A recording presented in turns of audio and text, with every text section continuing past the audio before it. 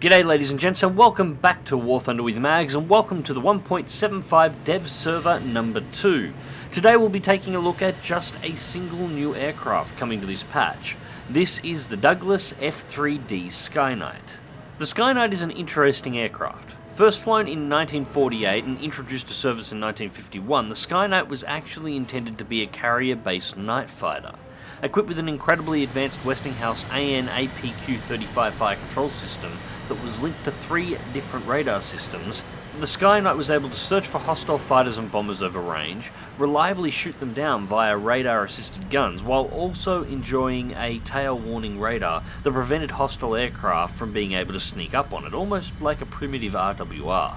The Skyknight was used to this effect with some success. Of the 265 aircraft ever built, only one was ever lost to hostile enemy action, while the aircraft tallied a number of Mk.II kills over Korea itself, and was often used as a kind of AWACS aircraft, locating hostile flights and directing non-search radar-equipped fighters such as the F-86 Sabre to their locations. The Skyknight was also an important research platform. With its advanced radar systems, it was used heavily to test advancements in both radar-guided missiles and airborne electronic warfare systems. Alright, so a couple of things before we start talking about the Skyknight as it appears here in War Thunder. First things first, we are doing this on a dev server, so all the stats and all the numbers could potentially change between now and release. This is a given whenever you're dealing with dev server content. Now the second thing that's worth mentioning, the aircraft is fully spaded at the time of testing on the dev server. As I mentioned in the previous dev server video, I've been hoarding up a little bit of gold. This is what the gold was for. The aircraft was completely spaded so I could take it out into a match, actually fly it around properly and do some proper testing with it. So, according to the stat card, the numbers that are currently available on the dev server, the F3D-1 is rank 5 battle rating 8.0. It's armed with 4 20mm AN M3 cannons with 800 rounds at maximum. Maximum speed in level flight is 933 km an hour at sea level. I can tell you right now I never managed to hit that. 700 to 800 off the carrier deck if you give the plane long enough to actually wind up the engines, and it will take most of the map to do that. You can sustain over 900 km an hour, but you will need to get a little bit of altitude, build up your airspeed, and then dive to get yourself past that 900 point, at which point the aircraft is capable of sustaining over 900, but you will need that dive to be able to get there in the first place. Maximum altitude is 49,085 feet. Very rare for any aircraft in War Thunder's top tiers to get that high. As a general rule, you're probably going to be playing at sub 30,000 feet for most of your engagements, but it's nice to know the aircraft should be able to make it higher.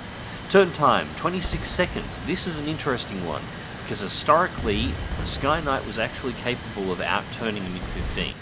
It couldn't outrun it, it couldn't outclimb it, and it couldn't outdive it, but it could outturn it. It'll be interesting to see whether or not that is actually a possibility in War Thunder, and whether or not that is going to be one of the advantages that this aircraft actually has. Rate of climb, 5,394 feet a minute. Yep, this is about right. The Skyknight's climb rate is actually pretty good. Even with the maximum bomb load on board, the aircraft still picks up its altitude at a fairly reasonable rate. And last of all, we have the takeoff run, which is listed on the stat cards as 9,184 feet, which seems to be pretty much right with the real aircraft. But it's also fairly long for a War Thunder aircraft.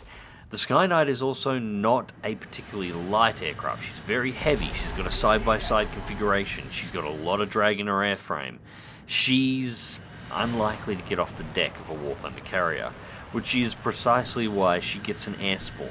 And as far as I've been able to tell, she gets an air spawn on pretty much every map, whether it's naval-based or not. In the particular engagement you're watching in the background, which I am fighting against mostly bots, as I could not actually get a player versus player match going on the test server, this map I spawned in above the carriers at 3,050 feet. Every other test has had me spawn in at between 2,500 and 3,500 feet, regardless of the map. So it looks like it universally gets an air spawn. So, you're probably already seeing a few issues with this aircraft. It's a battle rating 8 aircraft that's pretty much always going to see top-end battles because of that battle rating. It's also designed to be a night fighter rather than a general fighter, meaning its performance is significantly worse than most of the other fighters within that battle rating 8+ top-end battle rating range.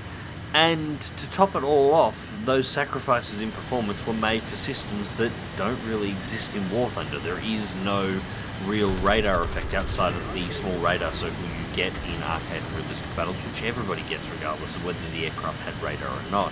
Same goes with the night fighting capability. The night fighting capability is lost on it in a game where everybody has a marker over their head. So in terms of air combat performance in the current meta for War Thunder, I am not entirely sure how well the Skyknight is actually going to perform. I suspect it may be flying at a bit of a disadvantage. That being said, I think it may be okay as a strike bomber. The Skyknight actually has some pretty nice options in regards to payload, so let's take a look at the bombs that you will be able to unlock on this aircraft. Now, the first of these bombs that you will unlock is the 500 pounders. These are AN-M64A1 bombs. You carry 2 of them on pylons underneath the wings. TNT equivalent is 118.8 kilograms per bomb.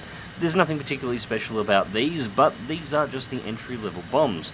Moving on from there, we have the Tiny Tims. Not exactly bombs, I know, but we get 2 of these on board as well that you can deploy. Now, once you've managed to unlock the Tiny Tims, we move on to something slightly more substantial. These are twin 1,000 pound AN-M65A1 bombs. 2 bombs in total, 240.4 kilograms TNT equivalent per bomb. We're starting to get there, and then we come to the final payload, which is 2 2,000 pound AN-M66A2 bombs. 2,000 pounds per bomb, TNT equivalent, 535.6 kilograms. These are some pretty beastly bombs. Now, these are enough to take out a base in a realistic battle match, and yes, of course, I know somebody's going to point out, we already have jet bombers that can actually carry a higher payload than this. Why would you use this thing as a bomber? Well, couple of things. It's a bit faster than the Canberras. It gets an air spawn, just like the Canberras and the B-57s. From the looks of it, it turns a little bit better than these Canberras as well, and it's definitely more stable in these turns. And when the bombs are finally off this aircraft, what you have is a competent, if a little underpowered for its battle rating, heavy night fighter, which should be quite effective at hunting down other enemy bombers, as well as being able to rapidly turn around after having released its bombs to strike at whatever aircraft are actually currently trying to intercept it, and give them a face full of 20mm cannons. I think this thing could be a lot of fun to fly. It's definitely not going to be an easy aircraft to fly. It's definitely not going to be an aircraft that everybody is going to get along with, and it's not going to be an aircraft that is going to dominate the current meta. But it could still be a lot of fun. And it's definitely a nice looking plane. I've always liked the shape of the Skyknight. It is a really attractive aircraft. Anyways, ladies and gents, I hope you've enjoyed the video, and thank you very much for watching. This is just a quick look at the Skyknight before it hits the live servers. I, of course, will be looking at the aircraft once it is fully released, and I will have another video up for you tomorrow where I'll be looking at the top tier tanks available for the French in this patch as well. Till next time, remember to click that like button, subscribe if you want to see more, and as always, fly smart, fly safe, and I will catch you in the skies.